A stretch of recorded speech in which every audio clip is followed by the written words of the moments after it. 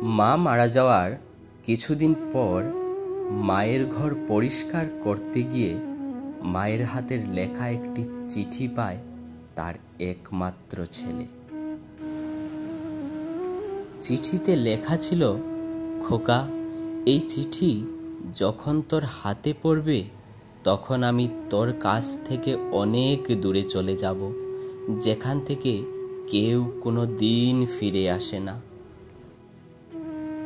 তুই যখন ছোট ছিলি একবার তোর জ্বর এসেছিল। আমি 3 রাত ঘুমাতে পারিনি, তোকে বুকে নিয়ে বসেছিলাম, কারণ তোকে বিছানায় শোয়ালেই তুই কেঁদে উঠতি। তোর বাবা আমাকে বলেছিল তোকে শুইয়ে রাখতে, কিন্তু আমি পারিনি। সেজন্য আমাকে অনেক কথা শুনিয়েছিল তোর বাবা। তোকে যখন রাতে বিছানায় শোয়াতাম তুই প্রস্রাব করে বারবার বিছানা ভিজিয়ে ফেলতি। তখন আমি তোকে আবার শুকনো জায়গায় শোয়াতাম, আর আমি তোর প্রস্রাবে ভেজা জায়গায় শুয়ে থাকতাম। তোর বাবা যখন মারা গেল তখন অনেক কষ্টে আমাকে সংসারটা চালাতে হয়েছিল।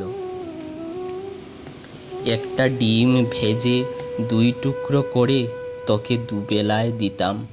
এমনও দিন গেছে শুধু লবণ দিয়ে ভাত খেয়েছি আমি, কিন্তু তোকে বুঝতে দেই নাই আমি। একদিন রান্না করার মতো কোনো চাল ছিল না ঘরে। তখন কোনো উপায় না পেয়ে এক বাড়িতে কাজ করে কিছু চাল এনে ভাত রেঁধে খাইয়েছিলাম তোকে। হয়তো তুই ভুলে গেছিস, যখন তোর এসএসসি পরীক্ষার ফি দিতে পারছিলাম না তখন তোর বাবার দেয়া শেষ স্মৃতি নাকফুলটা বিক্রি করে দিয়েছিলাম। আরও অনেক কথা আছে যা লিখতে গেলে হয়তো খাতা শেষ হয়ে যাবে, কিন্তু লেখা শেষ হবে না। ভাবছিস এত কথা তোকে কেন লিখে গেলাম?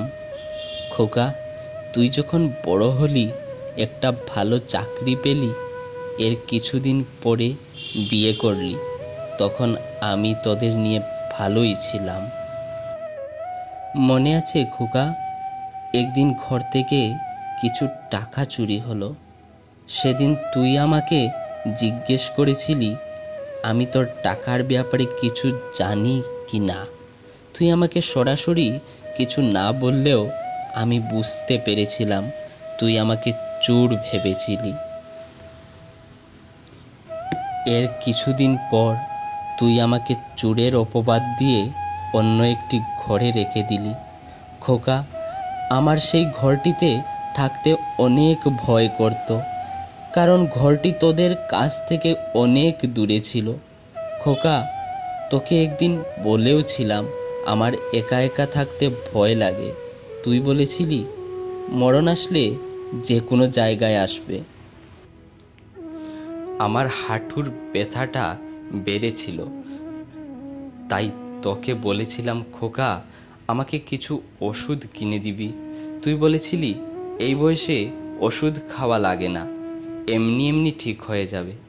খোকা, বিছানা থেকে উঠতে পারতাম না, শরীরে ফোস্কা পড়ে গিয়েছিল, শরীর থেকে পচা গন্ধ আসতো। কতদিন যে স্নান করিনি তা ঠিক বলতে পারবো না। খোকা, তোর ঘরটা ছিল আমার ঘরের থেকে অনেক দূরে। কখন আসিস কখন চলে যাস আমি কিছুই দেখতে পারতাম না, তবুও পথের দিকে তাকিয়ে থাকতাম। খোকা, তুই যখন ছোট ছিলি আমি খেতে বসলে তোকে কুলে নিয়ে খেতে বসতাম, তবুও কখনো তোকে চোখের আড়াল হতে দিতাম না। তুই যখন অনেক দিন পর একবার আমাকে দেখতে এসেছিলি, আমার খুব ইচ্ছে ছিল তোকে বুকে জড়িয়ে ধরি, কিন্তু খোকা পারিনি তোকে বুকে জড়িয়ে ধরতে, কারণ আমার শরীরে তো অনেক ময়লা ছিল, তাতে যদি তোর দামি শার্ট প্যান্ট নষ্ট হয়ে যায়, এই ভয়েতে তোকে বুকে নিতে পারিনি সেদিন। খোকা, কখনো আমাকে একবারও জিজ্ঞেস করিসনি, মা তোমার কিছু খেতে মন চায়? খাওয়ার কথা থাক, কতদিন যে তোর মুখে মা ডাক শুনিনি তাও ঠিক বলতে পারবো না। খোকা, আমার কি অপরাধ ছিল যে আমাকে তোর কাছ থেকে অনেক দূরে রাখলি? খোকা, তুই কি পারতি না আমাকে তোর কাছে রাখতে? খোকা, তুই কি পারতি না আমাকে একটা কাপড় কিনে দিতে? খোকা, তুই কি পারতি না আমাকে একটা ডাক্তার দেখাতে? আমাকে একটা ডাক্তার দেখালে হয়তো এই পৃথিবীতে আরও কিছুদিন থাকতে পারতাম। খোকা, কোনো মা তার সন্তানের কাছে পেট ভরে খেতে চায় না, শুধু মন ভরে মা ডাক শুনতে চায়, যা তুই কখনোই বুঝতে চাসনি। খোকা, তোকে একটি শেষ অনুরোধ করছি, আমার এই চিঠিটা তোর সন্তানদের পড়ে শোনাবি, কারণ তুই বৃদ্ধ হলে তোর সাথে তোর সন্তানেরা যাতে এরকমটি আর না করে। ভালো থাকিস খোকা। ইতি তোর মা।